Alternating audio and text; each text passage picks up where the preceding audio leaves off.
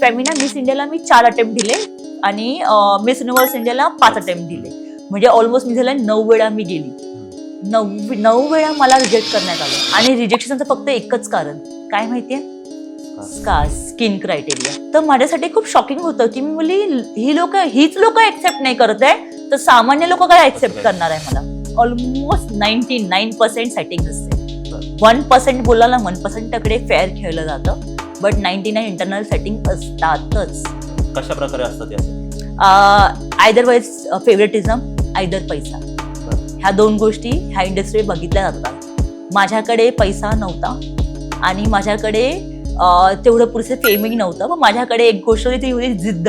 म्हणजे मी त्या 1% मध्ये आहे की मी कोणाला बोलणार नाही की ह्या इंडस्ट्रीमध्ये येऊ नका. तो 1% सोडायचा नसतो, तो तुम्हाला होल्ड करायचा असतो.